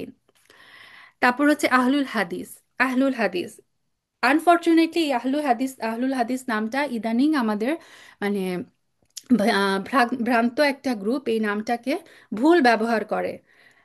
প্রত্যেক আহলুস সুন্নাই কিন্তু আহলুল হাদিস। কেন? কারণ হাদিস মানে কি? হাদিস হচ্ছে আমরা রাসূল সাল্লাল্লাহু আলাইহি সাল্লাম যেটা করতেন, তো সেটাই তো সুন্নাহ, তাই না? সো প্রত্যেক আহলুস সুন্নাই কিন্তু আহলুল হাদিস, এবং আহলুল হাদিস হচ্ছে আহলুস সুন্নাহ ওয়াল জামায়াতের একটা সিনোনিম। তারপরে হচ্ছে আসহাবুল হাদিস বলা হয়, আহলুল হাদিস ওয়াল আসার বলা হয়, আহলুল ইত্তিবা অর্থাৎ অনুসরণকারী, এটা হচ্ছে আহলুস সুন্নাহ ওয়াল জামায়াতের একটা সিনোনিম। তো মূল বক্তব্য হচ্ছে আহলুস সুন্নাহ ওয়াল জামায়াতের অনেকগুলো নাম থাকলেও এটা কিন্তু কোনো দলের নাম না। যে কোনো ইসলামিক রাজনৈতিক দল বা যে কোনো ইসলামিক দল এসে কিন্তু দাবি করতে পারে না যে আমরা হচ্ছি এই দল। মানে আহলুস সুন্নাহ ওয়াল জামা এটা কোনো দলের নাম না, এটা হচ্ছে একটা আদর্শের নাম, এটা হচ্ছে একটা মানহাজের নাম, যার বৈশিষ্ট্যই হচ্ছে সুন্নাতের অনুসরণ করা, সহি সুন্নাহর অনুসরণ করা এবং বেদাতকে বর্জন করা। আচ্ছা, এখন আমরা যদি আসি যে আহলুস সুন্নাহ ওয়াল জামায়াতের বৈশিষ্ট্য কি, আজকে আমরা ইনশাল্লাহ বৈশিষ্ট্যগুলো দেখব। আহলুস সুন্নাহ ওয়াল জামায়াতের বেশ কিছু বৈশিষ্ট্য আছে, যার মাধ্যমে আমরা মানে খুব সহজেই অন্যান্য যে ফিরকা সেগুলো থেকে তাদেরকে আলাদা করতে পারি। নাম্বার ওয়ান হচ্ছে, বৈশিষ্ট্য হচ্ছে আল কোরআন এবং আস সুন্নাহর ভিত্তিতে আকীদার বিষয়গুলোকে গ্রহণের মধ্যে নিজেদেরকে সীমাবদ্ধ রাখা। নাম্বার টু হচ্ছে শরীয়তের যে সকল নস বা ভাষ্য রয়েছে সেগুলো দ্বিধাহীন চিত্তে মেনে নেওয়া, সেগুলো বোঝার ক্ষেত্রে সালফে সালেহিনদের বক্তব্যকে প্রাধান্য দেওয়া। তো মানে আহলুস সুন্নাহ ওয়াল জামায়াতের যে আকীদা, তারা হচ্ছে ধরেন কোনো একটা হাদিসের কোনো কিছু আমি বুঝতে পারলাম না, আমি নিজের মতো সেটাকে ব্যাখ্যা করার চেষ্টা করব না। কোরআনের কিছু আয়াত থাকে মুতাশাবিহাত, কিছু আয়াত থাকে মুহকাম। মুহকাম মানে হচ্ছে একদম স্ট্রেইট ফরওয়ার্ড, এটা করো এটা করো না। আর কিছু আয়াত থাকে মুতাশাবিহাত, মানে ওইটাতে মানে একদম ডিরেক্ট কোনো হুকুম থাকে না। তো মুতাশাবিহাত আয়াতগুলোর মধ্যেও কিন্তু আমি আমার ইচ্ছা মতো ব্যাখ্যা দিতে পারবো না। আমাকে ব্যাখ্যার জন্য কার মানে কিসের উপর আমি ডিপেন্ড করব? সালফে সালেহিনরা এই কোরআনের এই আয়াতের তাফসির কিভাবে করেছেন। যে কারণে হয় কি, অনেকেই নিজের মতো করে কোরআনের তাফসির করতে যায় এবং এর মাধ্যমে কিন্তু সে বিভ্রান্তিতে পতিত হয়। এটা কিন্তু খুবই ডেঞ্জারাস। আমরা এত বড় ওলামা না, আমরা মানে সাধারণ মানুষ। আমরা সাধারণ মানুষরা কখনোই কোরআনকে, সুন্নাহকে নিজের মতো ব্যাখ্যা করতে যাব না, কখনোই যাব না। আমরা তাফসিরের জন্য, কোনো হাদিসের কোনো ব্যাখ্যার জন্য ডিপেন্ড করব শরীয়তের যে নসগুলো আছে, সালফে সালেহিনরা সেই বক্তব্যকে কিভাবে ব্যাখ্যা করেছেন সেটার উপরে। নিজের মতো আমরা কখনো কোরআন সুন্নাহর ব্যাখ্যা করতে যাব না। আচ্ছা, আহলুস সুন্নাহ ওয়াল জামায়াতের আরেকটা বৈশিষ্ট্য হচ্ছে সুন্নাহর অনুসরণ করে এবং বেদাত বর্জন করে। তারা কখনো সুন্নাহ বর্জন করে না, বেদাত সমর্থন করে না। সহি কোনো হাদিস যদি পাওয়া যায়, আহলুস সুন্নাহ ওয়াল জামা কখনোই সেই হাদিসকে বর্জন করে না। আচ্ছা, কোরআন এবং সুন্নাহকে সর্বাধিক গুরুত্ব দেওয়া এবং কোরআন এবং সুন্নাহ আঁকড়ে ধরে থাকা, এটাই হচ্ছে আহলুস সুন্নাহ ওয়াল জামায়াতের বৈশিষ্ট্য। কোরআন এবং সুন্নাহর চেয়ে অন্য কোনো উৎসকে তারা কখনোই বেশি গুরুত্ব দেন না। সো কোরআন এবং সুন্নাহ ধরেন, আম, আপনি কোনো একজন স্কলারকে ফলো করেন, খুব বিখ্যাত সে স্কলার। সেই স্কলার কোনো একটা ব্যাপারে যদি কোরআন অথবা সুন্নাহর কোনো বিপরীতধর্মী কোনো কিছু বলে ফেলে, তখন আমরা কখনোই বলবো না যে না, এ তো এত বড় স্কলার, সো আমরা তার সব কিছু 100% চোখ বন্ধ করে বিশ্বাস করে নিব, মেনে নিব। না, আমরা যে কোনো কিছুকে, শরীয়তের যে কোনো বিষয়ে মেইন উৎস হবে আমার কোরআন এবং সুন্নাহ। কোরআন এবং সুন্নাহর চেয়ে বেশি গুরুত্ব অন্য কোনো উৎস, সে যত বড় আলেমই হোক না কেন, আমরা তাকে কিন্তু প্রাধান্য দিব না দিনের ক্ষেত্রে। আচ্ছা, 5 নাম্বার হচ্ছে খুব গুরুত্বপূর্ণ, ওহী হিসেবে গৃহীত হওয়ার ক্ষেত্রে কোরআন এবং সুন্নাহর মধ্যে তারা কোনো পার্থক্য করে না। এই জায়গায় এসে অনেকেই হচ্ছে বিভ্রান্ত হয়ে যায়, যারা বলে যে কোরআন মানবো, সুন্নাহ মানবো না। রাসূল সাল্লাল্লাহু আলাইহি সাল্লাম একটা হাদিসে বলেছেন, এটা হচ্ছে মুসনাদের হাদিস, শাইখ আলবানী হাদিসটাকে সহি বলেছেন। রাসূল সাল্লাল্লাহু আলাইহি সাল্লাম বলেছেন, জেনে রাখো, আমাকে কোরআন এবং তার সাথে অনুরূপ ওয়াহি দেওয়া হয়েছে। এই যে অনুরূপ ওয়াহি, মানে বলা হয়েছে আলা, জেনে রাখো, ইন্নি উতীতুল কুরআনা ওয়া মিসলাহু মা। দেখেন, আল কোরআন ওয়া মিসলা, মিসলা মানে হচ্ছে তার মতো। কোরআন এবং কোরআনের মতো আমাকে একটা কিছু দেওয়া হয়েছে। এই কোরআনের মতো কি দেওয়া হয়েছে? সুন্নাহ। সো ওহিও মানে সুন্নাহ হচ্ছে কিন্তু ওয়াহি। এবং যেটা বললাম, সূরা নাজমে আল্লাহ ক্লিয়ারলি বলে দিয়েছেন যে ওয়ামা ইয়ানতিকু আনিল হাওয়া ইন হুয়া ইল্লা ওয়াহয়ু ইউহা। রাসূল কোনো মন গড়া কথা বলে না, সেটা হচ্ছে ওয়াহি। যা সে মানে সে যেটা বলে সেটা হচ্ছে ওহি শুরু, ওহি রূপে তার উপরে প্রেরণ করা হয়েছে। সো ওয়াহির ক্ষেত্রে আমরা কোরআনকে, আহলুস সুন্নাহ ওয়াল জামা কোরআনকে যেমন প্রাধান্য দেয়, সঠিক সুন্নাহ দ্বারা প্রমাণিত রাসূল সাল্লাল্লাহু আলাইহি সাল্লামের যে কথা, সেটাকেও কিন্তু তারা সমান মর্যাদা দেয়, ওয়াহি হিসেবেই তারা মেনে নেয়। 6 নম্বর হচ্ছে তারা সহি সুন্নাহ দিয়ে দলিল পেশ করেন। যে কোনো আমল মানে দলিল দলিল পেশ করে এবং মুতাওয়াতির এবং আহাদ উভয় হাদিসই তারা গ্রহণ করেন। কেননা যখন কোনো বিশুদ্ধ সনদে কোনো মুতাওয়াতির কিংবা আহাদ হাদিস পাওয়া যায়, তখন উভয় হাদিস অনুসরণ করাটা ওয়াজিব। মুতাওয়াতির হাদিস মানে কি? মুতাওয়াতির হাদিস মানে হচ্ছে এমন হাদিস যেটা প্রত্যেক যুগে বহু সংখ্যক বর্ণনাকারী বর্ণনা করেছেন, যাদের পক্ষে মিথ্যার উপর একমত হওয়া সম্ভব নয়। মানে হচ্ছে একদম ইজি ভাষায় যদি বলি, মুতাওয়াতির হাদিস হচ্ছে যেই হাদিসের সনদ অনেকগুলো, মানে অনেকজন সাহাবী ধরেন অ্যাট এ টাইম রাসূল সাল্লাল্লাহু আলাইহি সাল্লামের মুখ থেকে শুনেছেন এবং অনেকজন সাহাবী একটা হাদিস যখন বর্ণনা করেন, সেই হাদিসগুলোকে বলা হয় মুতাওয়াতির হাদিস। আর আহাদ, আহাদ মানে সিঙ্গেল। আহাদ হাদিস কোনটা? আহাদ হাদিস হচ্ছে এমন হাদিস যা কোনো যুগে একজন বর্ণনাকারী বর্ণনা করেছেন, যদিও পরবর্তী যুগে বর্ণনাকারীর সংখ্যা বেড়ে যায়। মানে ধরেন কোনো একটা কথা হয়তো রাসূল সাল্লাল্লাহু আলাইহি সাল্লাম শুধুমাত্র একজন সাহাবীকে বলেছেন, ওই মোমেন্টে আর কোনো সাহাবী সেখানে উপস্থিত ছিল না, তখন ওই একজন সাহাবী, ধরেন ওই একজন সাহাবীর কাছ থেকে পরবর্তীতে আরো অনেক সাহাবী শুনলেন, তারপরে সেটা হচ্ছে আমাদের কাছে পৌঁছালো। কিন্তু ওই যে একটা যুগে রাসূল সাল্লাল্লাহু আলাইহি সাল্লামের মুখ থেকে হয়তো একজন মাত্র সাহাবী সেই হাদিসটা শুনেছিলেন, এটা যদি প্রমাণিত হয় যে এইটা সহি হাদিস, তাহলে এই হাদিসটা হচ্ছে মানে এই যে আহাদ হাদিস, এই মুতাওয়াতির এবং আহাদ হাদিস দুই ধরনের হাদিসই যখন তার সনদ শুদ্ধ প্রমাণিত হয়, এই দুই ধরনের হাদিস অনুসরণ করাটাই হচ্ছে ওয়াজিব। আমরা এটা বলতে পারবো না যে না, এটা তো মাত্র একজন সাহাবী থেকে এসেছে সে কারণে আমরা এটাকে বিশ্বাস করব না বা এটা আমরা পালন করব না। যদি সেটা সাবিত হয়ে যায় যেটা বিশুদ্ধ সনদে, এটা একদম রাসূল সাল্লাল্লাহু আলাইহি সাল্লাম পর্যন্ত সনদ পৌঁছেছে, তাহলে আমাদেরকে মুতাওয়াতির এবং আহাদ উভয় ধরনের হাদিস অনুসরণ করাটাই ওয়াজিব হয়ে যাবে। আচ্ছা, আহলুস সুন্নাহ ওয়াল জামায়াতের আকীদার একটা বৈশিষ্ট্য হচ্ছে তারা সালফে সালেহিনদেরকে যথেষ্ট সম্মান করেন, তাদের অনুসরণ করেন, তাদের আদর্শ অনুকরণ করেন, এবং তারা বিশ্বাস করেন সালফে সালেহিনের তালিকাটাই হচ্ছে সবচেয়ে বিশুদ্ধ, নিরাপদ এবং সুদৃঢ়। তো একজন স্কলার যেমন সবসময় খুব বলেন, তার কথাটা আমার খুব ভালো লাগে, যে উই অ্যাগ্রি টু ডিসঅ্যাগ্রি।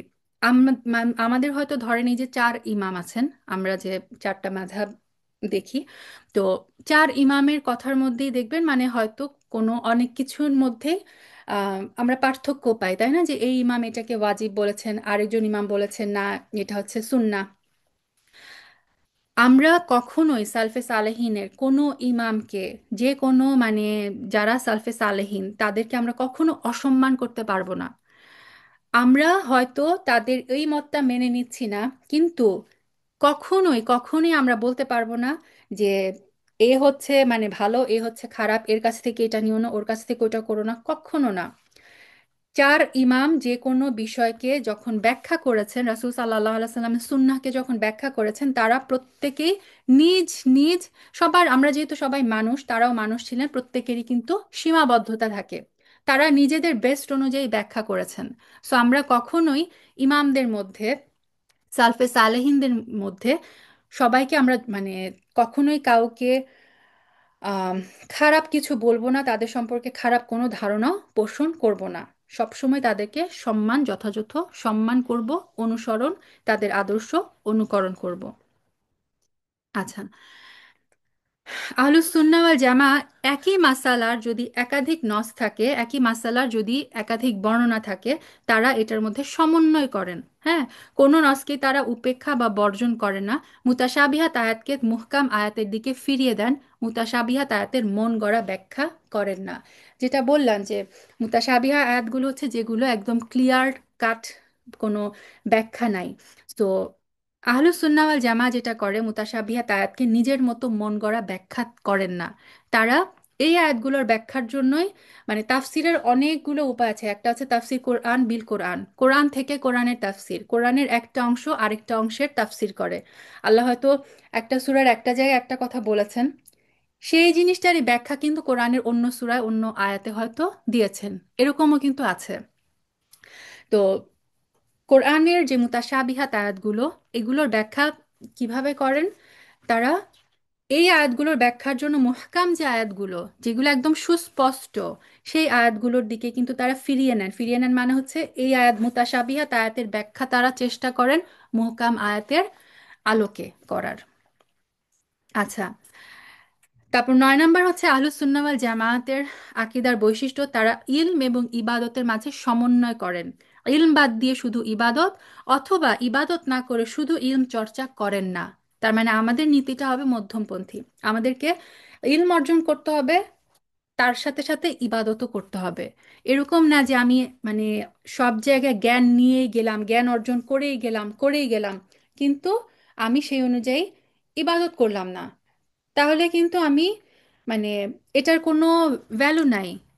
আবার এরকম অনেকে আছে যে না, এত জেনে কি হবে, আমি যতটুকু জানি সেটা দিয়ে আমি ইবাদত করতেই থাকি, আমার আর জানার দরকার নাই। এটাও কিন্তু ইসলাম অ্যালাউ করে না। ইসলাম বলেছে, ইসলামের প্রথম যে মানে আমাদের যে ওয়াহি রাসূল সাল্লাল্লাহু আলাইহি সাল্লামের উপরে, উম্মাতে মুহাম্মদের উপরে আল্লাহ সুবহানাহু ওয়া তাআলা প্রথম আমাদেরকে কি নির্দেশ দিয়েছেন? ইকরা, পড়ো। প্রথম নির্দেশটা হচ্ছে তুমি পড়ো। পড়ো মানে কি? তুমি শিখো, তুমি জানো, তোমাকে জানতেই হবে। এবং তারপরে কি করো? আমল করো। তো আমাদেরকে ইলম যেরকম অর্জন করতে হবে, সাথে সাথে আমাদের কি করতে হবে? সেই অনুযায়ী ইবাদতও করতে হবে। আচ্ছা, 10 নম্বর হচ্ছে তারা সুন্দর ব্যবহার, নম্র আচরণ এবং কঠোরতার মাঝে সুসমন্বয় করে থাকেন। তারা সর্বদা উদারতা কিংবা সর্বদা কঠোরতা অবলম্বন করেন না, বরং ওয়াহির নির্দেশ অনুযায়ী যে অবস্থায় সহনশীলতা প্রদর্শন করা প্রয়োজন তখন তারা নম্র আচরণ করেন, যে অবস্থায় কঠোর হওয়া প্রয়োজন তখন তারা কঠোরতা অবলম্বন করে। সো আহলুস সুন্নাহ ওয়াল জামা কখনোই এরকম না যে সব ব্যাপারে তারা খুব বেশি কঠোর, আবার কখনোই এরকম না যে সব ব্যাপারে তুমি যা খুশি বলো আমি মানে চুপচাপ থাকবো না। ইসলাম আমাদেরকে সেটাও অ্যালাউ করে না। সূরা আল ফাথের 29 নম্বর আয়াতে আল্লাহ সুবহানাহু ওয়া তাআলা বলেছেন সাহাবীদের কথা বর্ণনা করতে গিয়ে যে তারা নিজেদের মধ্যে খুব দয়াশীল, তারা নিজেদের মধ্যে খুব মানে রহমতপূর্ণ, কাফিরদের প্রতি তারা অত্যন্ত কঠোর। আবার সূরা মাইদার 54 নম্বর আয়াতে আল্লাহ সুবহানাহু ওয়া তাআলা মুমিনদের অবস্থা বর্ণনা করতে গিয়ে বলেছেন তারা মুমিনদের প্রতি খুবই নম্র, কাফিরদের প্রতি অত্যন্ত কঠোর। তবে এখানেও সাবধান, ইসলাম আমাদেরকে এই মানে সবকিছুতে একটা লিমিট সেট করে দিয়েছে। অপ্রয়োজনে কঠোর আচরণ করা থেকেও কিন্তু আল্লাহ তাআলা নবী সাল্লাল্লাহু আলাইহি সাল্লামকে সতর্ক করেছেন। যেমন সূরা আলে ইমরানের 159 নম্বর আয়াতে আল্লাহ সুবহানাহু ওয়া তাআলা বলেছেন রাসূল সাল্লাল্লাহু আলাইহি সাল্লামকে উদ্দেশ্য করে যে আপনি যদি কঠোর হৃদয়ের হতেন তাহলে তারা আপনার নিকট থেকে সরে যেত। রাসূল সাল্লাল্লাহু আলাইহি সাল্লামকে উনি ছিলেন কি রহমাতুল্লিল আলামিন, তিনি সব মানুষের প্রতি ছিলেন রহমত। সো ইসলাম আমাদেরকে মানে যেখানে আমি দেখব যে আল্লাহর নির্দেশ অমান্য করা হচ্ছে, আল্লাহ সুবহানাহু ওয়া তাআলার সাথে শিরক করা হচ্ছে, রাসূল সাল্লাল্লাহু আলাইহি সাল্লামের সুন্নতের বিপরীতে বেদাত করা হচ্ছে, সেখানে অবশ্যই আমাকে কঠোরতা অবলম্বন করতে হবে। আর নিজেদের মধ্যে, মুসলিমদের মধ্যে, মুমিনদের প্রতি আমাদের কি করতে হবে? দয়াশীল হতে হবে। আচ্ছা, আহলুস সুন্নাহ ওয়াল জামা তাদের আকীদার একটা বৈশিষ্ট্য হচ্ছে তারা বুদ্ধি, বিবেক এবং আবেগের মাঝে সমন্বয় করে থাকেন। আবেগকে তারা অস্বীকার করে না, কিন্তু এরকমও না যে আমার আবেগ বুদ্ধি বিবেককে বাদ দিয়ে আমি আবেগ তাড়িত হয়ে কোনো ডিসিশন, আবেগ তাড়িত পন্থ মানে আমার আবেগ যেটা বলছে আমি সেটাই করছি, আমার হাওয়া, আমার মন যা চায় আমি সেটা করব। এটা ইসলাম আমাকে অ্যালাউ করে না। বুদ্ধি বিবেক এবং আবেগ এইটার মাঝে সমন্বয় করে থাকে এই আহলুস সুন্নাহ ওয়াল জামাতের আকীদা। আচ্ছা, 12 নম্বর হচ্ছে তারা সকল ক্ষেত্রে ন্যায়পরায়ণতা রক্ষা করে। কোরআনে আল্লাহ সুবহানাহু ওয়া তাআলা আমাদেরকে অনেক জায়গায় বলেছেন, যেমন সূরা নিসার 135 নম্বর আয়াতে আল্লাহ বলেছেন, হে মুমিনগণ, তোমরা আল্লাহর জন্য সাক্ষী রূপে ন্যায়ের উপর সুপ্রতিষ্ঠিত থাকবে, যদিও তা তোমাদের নিজেদের কিংবা পিতামাতার অথবা নিকট আত্মীয়দের বিরুদ্ধেও হয়। এটা আমাদের জন্য অনেক কঠিন একটা কাজ হয়ে যায়, তাই না? যে হুম, ধরেন দুইজন বাচ্চা, আমার বাচ্চার সাথে অন্য কোনো একটা বাচ্চা কোনো কিছু নিয়ে তাদের মধ্যে একটা বিরোধ লেগে গেল। অনেক সময় আমরা কিন্তু মানে ন্যায়ের উপর প্রতিষ্ঠিত থাকতে পারি না। অনেক সময় আমার মনে হয় যে না, আমার বাচ্চা তো কোনো দোষ করতে পারে না, দোষ সব হচ্ছে আরেকজনের বাচ্চার। এটা হচ্ছে জাস্ট ছোট্ট একটা এক্সাম্পল দিলাম। এটা হচ্ছে মানে এটা আমাদের জন্য অনেক সময় কঠিন যখন ব্যাপারটা আমার পরিবারের উপর আসে, আমার নিজের উপরে, আমার পিতামাতার উপরে, আমার নিকটাত্মীয়ের উপরে। তখন যদি সেই ব্যক্তি, আমার কাছের যে ব্যক্তি, সে যদি মানে অন্যায়ের দিকে থাকে, আমাদের জন্য অনেক সময় কঠিন হয়ে যায় সেই মুহূর্তে ন্যায়ের উপরে সুপ্রতিষ্ঠিত থাকা। সে কারণে আল্লাহ কিন্তু ক্লিয়ারলি একদম মানে বলেই দিয়েছেন যে যদিও সেটা তোমার নিজের বিরুদ্ধে, তোমার পিতামাতার বিরুদ্ধে অথবা তোমার নিকট আত্মীয়ের বিরুদ্ধেও হয়ে যায়, তুমি কি কি কি করো? ন্যায়ের উপর সুপ্রতিষ্ঠিত থাকো। আচ্ছা, 13 নম্বর বৈশিষ্ট্য হচ্ছে তারা কখনো ইলমের যে আমানত সেটা ক্ষুণ্ণ করেন না। তারা যেমনিভাবে ভিত্তিহীন বক্তব্যকে হাদিস হিসেবে গ্রহণ করেন না, বিশুদ্ধ হাদিসকে বাতিল বলেও সাব্যস্ত করেন না। তারা কখনোই ইলম গোপন কিংবা এর অপব্যাখ্যাও করেন না। সো আহলুস সুন্নাহ ওয়াল জামাতের আকীদার এটা একটা বৈশিষ্ট্য যে যখন একটা হাদিস বিশুদ্ধ বলে প্রমাণিত হয় তখন সেই হাদিসকে তারা দ্বিধাহীন চিত্তে মেনে নেয়, সেই হাদিসকে তারা বাতিল বলে সাব্যস্ত করবে না। আবার যে কোনো একটা ভিত্তিহীন বক্তব্য, যে কোনো একটা জাল হাদিসকেও তারা কিন্তু সহি হাদিস হিসেবেও গ্রহণ করবে না। এটা হচ্ছে ইলমের আমানত, ইলমের আমানত রক্ষা করা, সুবহানাল্লাহ। আচ্ছা, 14 নম্বর হচ্ছে তারা মধ্যম পন্থা অবলম্বন করেন, বাড়াবাড়ি কিংবা শিথিলতা কোনোটাই প্রদর্শন করেন না। সূরা আল বাকারার 143 নম্বর আয়াতে আল্লাহ বলেছেন যে, আর এভাবেই আমরা তোমাদেরকে মধ্যমপন্থী উম্মত বানিয়েছি। আমাদের সবকিছুই মধ্যমপন্থী। আম, আমরা যেমন, ইসলাম আমাদেরকে যেমন কোনো কিছু ধর খরচের ক্ষেত্রেই ইসলাম আমাদেরকে অ্যালাউ করে না যে আমি কিপটামি করব, আবার ইসলাম আমাকে এটাও অ্যালাউ করে না যে আমি বেহিসাবি খরচ করব। তো এরকম প্রত্যেকটা ক্ষেত্রেই কিন্তু ইসলামের নির্দেশ হচ্ছে তুমি মধ্যম পন্থা অবলম্বন করো। 15 নম্বর হচ্ছে ইসলামী আকিদার মৌলিক বিষয়ের ক্ষেত্রে তারা কোনো ইখতিলাফ করেন না। যেমন আহ, আল্লাহ কোথায় আছেন, এটা নিয়ে ইসলামী যারা আহলুস সুন্নাহ ওয়াল জামায়াতের আকীদা বিশ্বাসী তাদের মধ্যে কোনো দ্বিধা নাই, তারা এটার মধ্যে কোনো কনফিউশন নাই যে আল্লাহ কোথায় আছেন। তারা কি করে, আকীদার বিষয়গুলোকে নিজের আকল দ্বারা বিচার করতে গিয়ে রূপক অর্থে গ্রহণ করে না, প্রকৃত অর্থেই গ্রহণ করেন। এক্ষেত্রেও কোনো ধরনের মন গড়া ব্যাখ্যা কিংবা অপব্যাখ্যা তারা অনুমোদন করেন না। যেমন আমি অনেকবারই এক্সাম্পল দিয়েছি যে আল্লাহ সুবহানাহু ওয়া তাআলা বলেছেন তার দুই হাত আছে। So আমরা মেনেই নিব আল্লাহর দুই হাত আছে। কেমন সেই হাত, আমরা সেটা কল্পনাও করতে যাব না, আমরা সেটা প্রশ্নও করতে যাব না। আমরা, আল্লাহ বলেছেন তার দুই হাত আছে, আমরা মেনে নিব দুই হাত আছে। অনেক ভ্রান্ত আকীদার লোকজন কি করে, এটাকে বলে যে না, এটা রূপক অর্থে আল্লাহর আসলে মানে ফিজিক্যালি হাত নাই, এটা বলতে আল্লাহর এইটা বোঝাচ্ছে ওইটা বোঝাচ্ছে। আহলুস সুন্নাহ ওয়াল জামায়াতের আকীদা হচ্ছে যেটা আল্লাহ যেভাবে বলেছেন সেটাকে আমরা প্রকৃত অর্থে সেভাবেই গ্রহণ করব। 16 নম্বর হচ্ছে তারা দ্বীনের বিষয়ে ঝগড়া সুলভ কিংবা কটু বাক্য ব্যবহার করেন না। তাদের মাঝে ইখতিলাফ হলেও তারা প্রান্তিক সীমা অবলম্বন করেন না। যেটা বললাম যে স্কলারদের মধ্যে কোনো কিছু নিয়ে মতভেদ থাকতেই পারে, তার মানে এইটা না যে তারা একজন আরেকজনের বিরুদ্ধে কোনো কটু বাক্য ব্যবহার করবে, একজন আরেকজনকে অপমান করবে। তো ইখতিলাফ হলেও কখনোই লিমিট ক্রস তারা করেন না। 17 নম্বর হচ্ছে বেদাতের অনুসারীদের নিকট থেকে তারা দূরত্ব বজায় রাখেন।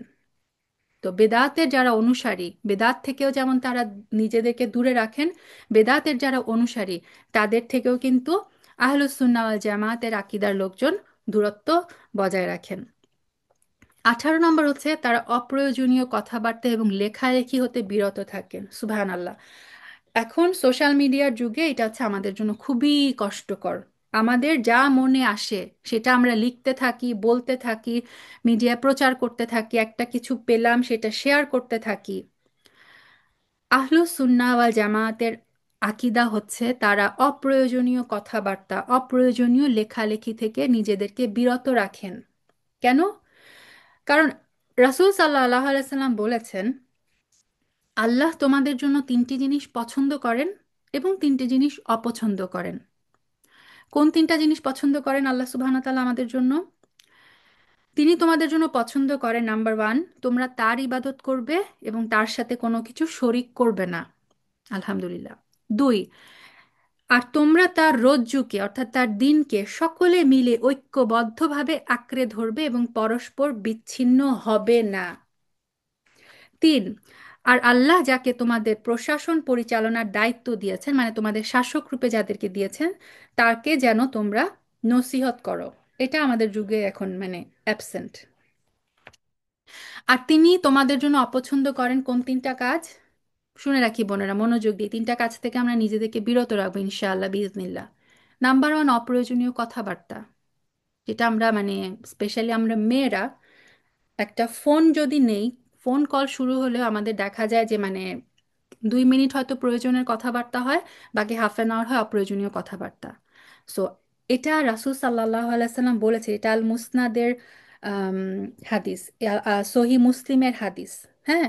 সো আল্লাহ রাসূল সাল্লাল্লাহু আলাইহি সাল্লাম বলেছেন আল্লাহ তোমাদের জন্য অপছন্দ করেন অপ্রয়োজনীয় কথাবার্তা। সো আমরা নিজেদের কথাবার্তা লিমিট করব, নিজেদের কথাবার্তা আমরা কন্ট্রোল করব, অপ্রয়োজনীয় কথাবার্তা আমরা বলবো না। নাম্বার টু হচ্ছে সম্পদ নষ্ট করা, আল্লাহ খুবই অপছন্দ করেন। তিন নাম্বার হচ্ছে অধিক প্রশ্ন করা, অধিক প্রশ্ন আমরা করব না। অধিক প্রশ্ন করা মানে এইটা না যে আমি জ্ঞানের দিনের কোনো একটা বিষয়ে জানতে পারছি না, সেটা ব্যাপারে আমি প্রশ্ন করতে পারবো না।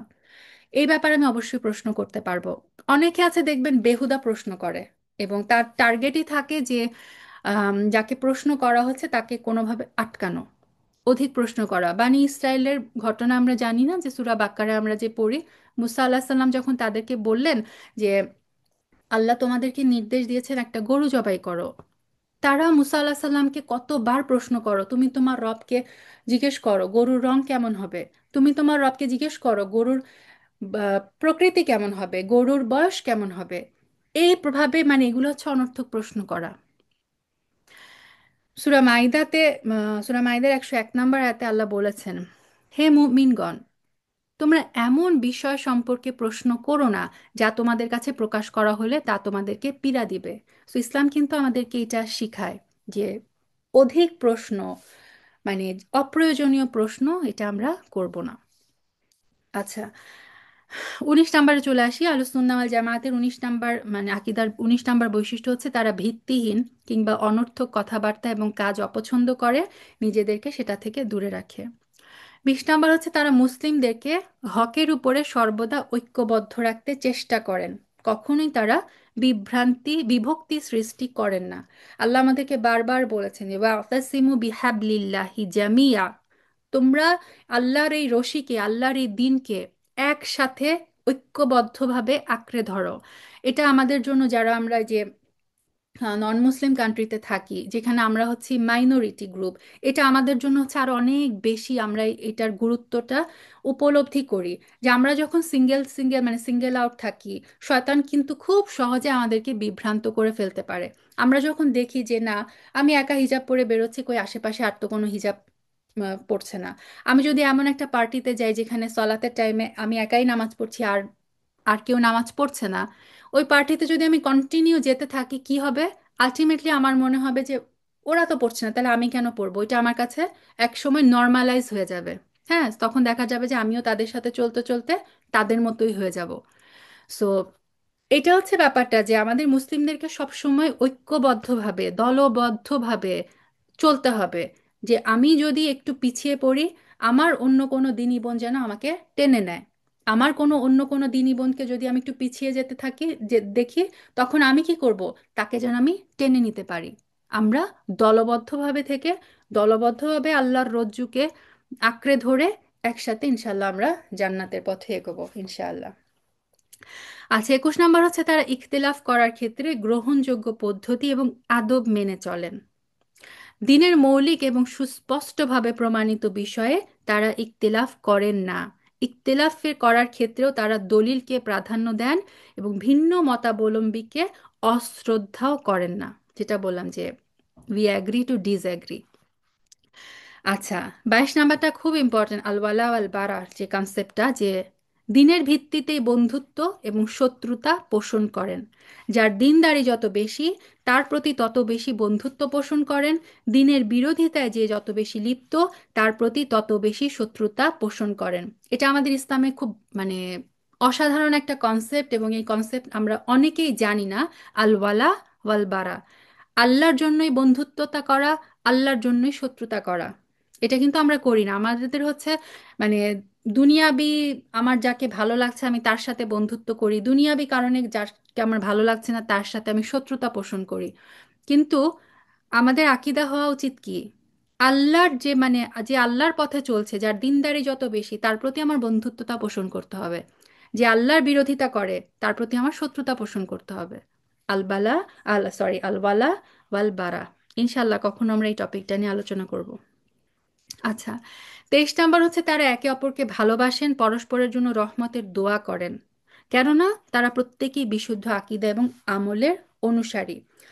এবং একজন মুমিন যখন আরেকজন মুমিনের জন্য দোয়া করে, তখন কি হয়, তাদের মধ্যে আল্লাহ সুবহানাহু ওয়া তাআলা পরস্পর আহ, ভালোবাসা তাদেরকে আল্লাহ সুবহানাহু ওয়া তাআলা তাদের মধ্যে ভালোবাসা এবং সম্প্রীতি তৈরি করে দেন।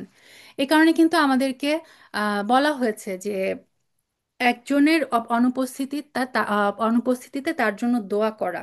এবং আমি যদি আমার এক বোনের জন্য তার অনুপস্থিতিতে দোয়া করি, ফেরেশতা কিন্তু আমার জন্য অনুরূপ দোয়া করে। কারণ এটাই হচ্ছে আমাদের আকীদা, যে আমরা পরস্পরের জন্য কি করব, পরস্পরের প্রতি আমরা ভালোবাসা পোষণ করব, পরস্পরের প্রতি রহমতের জন্য দোয়া করব। 24 নম্বর হচ্ছে তারা অপ্রয়োজনে কিংবা হুজ্জত কায়েম না হওয়া পর্যন্ত কাউকে কাফির বলা এবং তাফসিক করা, অর্থাৎ কাউকে ফাসিক এবং পাপী বলা থেকে বিরত থাকে। সো এটা কিন্তু আমাদের আকীদা না যে কাউকে আমি একটা মানে ভুল কাজ করতে দেখলেই তাকে আমরা ফাসিক বলে ফেললাম বা কাফের বলে, ও তো কাফের, ও তো ফাসিক। এগুলো কিন্তু বলা আহলুস সুন্নাহ ওয়াল জামায়াতের আকীদা না। যারা খারেজি, খারেজি একটা ফিরকা আছে খারেজি, তারা কি করে, কথায় কথায় মানুষকে কাফের মুশরিক ভ্রান্ত বলে অভিহিত করে ফেলে। খুব সাবধান বোনেরা, খুব সাবধান। আল মুসনাদের একটা হাদিস, যে হাদিসটা শায়েখ আলবানী সহি বলেছেন, রাসূল সাল্লাল্লাহু আলাইহি সাল্লাম বলেছেন, যে তার মুসলিম ভাইকে বলে হে কাফের, মানে যদি একজন আরেকজন মুসলিম ভাইকে কাফের বলে সম্বোধন করে, তাহলে তা তাদের যে কোনো একজনের উপর প্রত্যাবর্তন করবে। যদি সে ব্যক্তি সত্যি সত্যি কাফের না হয়, তাহলে কি হবে, এই কাফের সেই মানে যে বলল তার উপরে কিন্তু এটা চলে আসবে। খুবই ভয়ঙ্কর কথা। সো আমরা কখনোই কাউকে কাউকে কাফের, ও তো মুশরিক, ও তো কাফের, ও তো মানে ফাসেক, এগুলা বলবো না। অন্তর দেখার মানে আমি আমি জানি না আপনার অন্তরে কি আছে, আপনি জানেন না আমার অন্তরে কি আছে। এবং ইমান এগুলো হচ্ছে অন্তরের বিষয়। So, আমরা কখনোই আরেকজনের উপর আঙুল তুলবো না। আমার আঙুলটা থাকবে সবসময় নিজের দিকে, নিজের অন্তরের দিকে, যে আমার অন্তরের কি অবস্থা। আরেকজনকে আমি কাফের ফাসিক এগুলো কখনো বলবো না। যে কিন্তু খুব ভয়ঙ্কর হাদিস। আচ্ছা, 25 নম্বর হচ্ছে তারা কখনো শিরক বিদআতে লিপ্ত হন না, কখনো কবিরা গুনাহ করে ফেলে সাথে সাথে তওবা করেন। সো আমরা যেহেতু মানুষ, অনেক সময় আমাদের ভুল হয়ে যেতে পারে। যদি কোনো গুনায় আমরা লিপ্ত হয়ে যাই, তাহলে কি করব আমরা, সাথে সাথে আমাদেরকে সেই তওবা করে আল্লাহ সুবহানাহু ওয়া তাআলার কাছে ফেরত আসতে হবে। আচ্ছা, এই ছিল আহলুস সুন্নাহ ওয়াল জামায়াতের বৈশিষ্ট্য। ইনশাআল্লাহ নীতিমালা এবং আহলুস সুন্নাহ ওয়াল জামাতের যে মৌলিক আকীদা, এটা নিয়ে আমরা নেক্সট উইক আলোচনা করব ইনশাআল্লাহ বিইজনিল্লাহ। আজকে আমরা এখানেই শেষ করি। সুবহানাক আল্লাহুম্মা বিহামদিক আশহাদু আল্লা ইলাহা ইল্লা আনতা আস্তাগফিরুকা ওয়া আতুবু ইলাইক। সুবহানা রাব্বিকা রাব্বিল ইজ্জাতি আম্মা ইয়াসিফুন ওয়া সালামুন আলাল মুরসালিন আলহামদুলিল্লাহি রাব্বিল আলামিন। আসসালামু আলাইকুম ওয়া রাহমাতুল্লাহি ওয়া বারাকাতুহু।